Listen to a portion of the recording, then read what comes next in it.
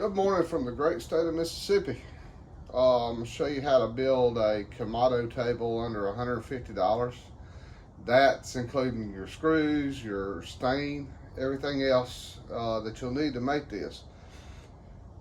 So I've been wanting one of these Kamados, and of course, big ring egg, the table, and everything, you know, is about $1,400, and you know, it's just more than I wanted to spend for this. So the other day I was out at Academy Sports and I found this one by Vision Grills, and I actually caught it on sale for $3.99.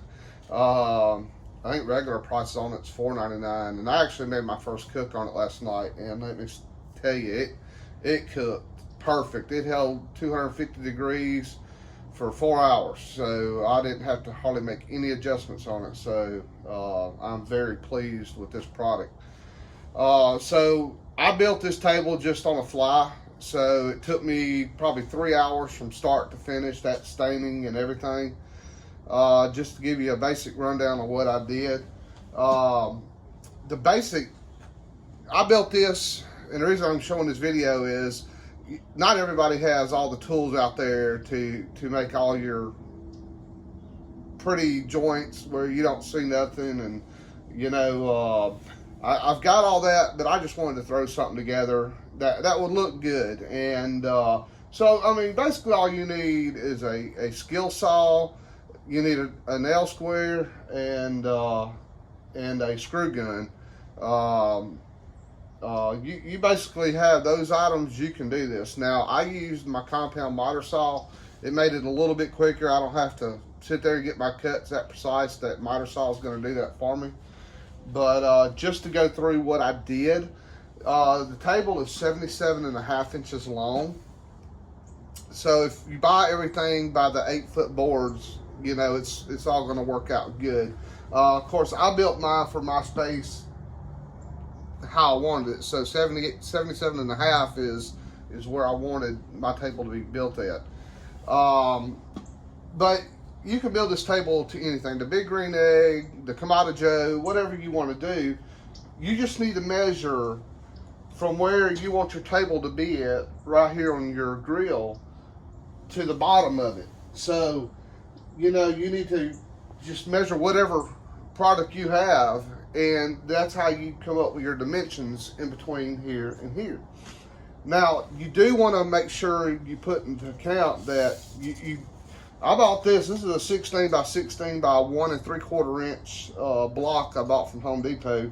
It just acts like an insulation between the grill and the wood. I just don't want it to mess it up. And so when you do your measurements, make sure if your grill don't have the feet on it, you know, just count going ahead and buying you one of these bricks and to put under it, and then once you do your measurements, you'll be good to go. Now on mine, I used all 5/4 deck boards. They're a good price. They're about $8 a piece for an 8-foot board. They're pressure treated. Everything on this table is pressure treated. So except for these bottom boards right here. I actually had some scrap 1x6 cypress boards that were laying around, and so I put that on the bottom just to give it a little bit more, you know, look, just to give a little different of the look on my table. But anyway, so basically all you need is the 5/4 deck boards. You'll need 12 of these. That's including that if you do your bottom shelf with the deck boards too. Right here I used 1x4 pressure treated pine. You'll need 4 of these, and the reason I say is right here and right over here, once you make your cut, you're going to want to add another support board to support all these ends right here. Especially on this side, because the only thing that's holding it is that one board that goes down. So I added 2 right here to give these boards on the end some extra support. If you don't do it, 6 months down the road, it's going to start sagging or drooping down, or somebody comes over here and leans on it, it's just going to sink down. So I definitely recommend you adding that. You'll also need 3 4x4x8s. You definitely want to put your center leg in here. So, and one other thing is on these 3 shelves right here that the grill, that all the weight is sitting on, I put a 2x4 crossways like this under each one of them to give that extra support. Because I can guarantee you, with a 180-pound Kamado on it, you give it about a year, those boards are going to start sagging. So add you a brace under those 3 boards. This table's going to last you a long time. Other than that, I just, like I said, I built each side of my legs first to help square everything up. So you basically just, once you find out your measurements of your legs, and of course my legs, I cut them at 33 inches. So by the time I put my tops on, my table came out to 34 inches. Perfect level that I like it at. Before I even did that, I measured the tables on the side of the grill that came with it, and you know, it was roughly about 34 inches too, and I kind of liked the way that level was, so I said, well, I'll just stay with that. But you know, just very simple. Just lay your 4x4s down, get everything measured out, squared up. Just screw your boards on top of the 4x4s. I use 2-inch exterior screws. Definitely use exterior screws. If you use interior screws with pressure treated wood, especially if your wood is still wet when you buy it, it's going to get the wetness on the interior screws, and just over time they're going to rot. They're going to rust out. So definitely put your exterior screws on it. Other than that, like I said, once you build your legs and you get everything done, just get somebody to come help you a second, help hold the legs up. Put you a cross board on each side. Get it. Once you do that, put 1 screw on each end. Once you do that, you can put your L square on it and just get everything squared up. Once you start getting it squared up, start you a top board. And once you start your top board, this thing is pretty much squared up. Then you can just start adding the rest of your boards all the way back. Now, once all this is done and you got your table built, here comes the hole. Very simple. I think I cut my hole at 24.5 inches. So it'll pretty much accommodate just about all of them out there.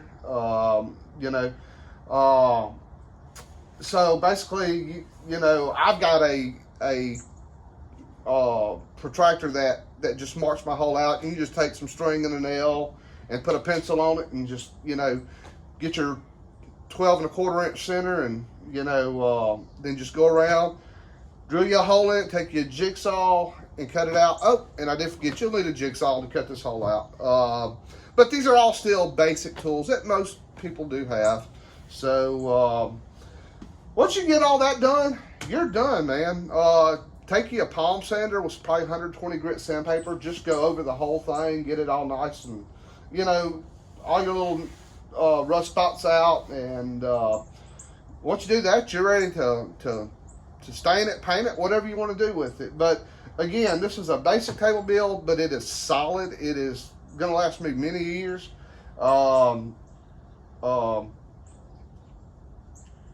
enjoy it. Like I said, it's a solid table. It's, you know, it's going to support anything you want to do with it. And anyway, I hope this helps. If you have any questions, just send me a comment. All right, just got through showing you a video on how I built the table. I wanted to go ahead and tag another video onto this one, so it just gives you an idea of what it looks like once it was done. Again, you can see the boards I just put on the outside of 4x4s, nothing fancy.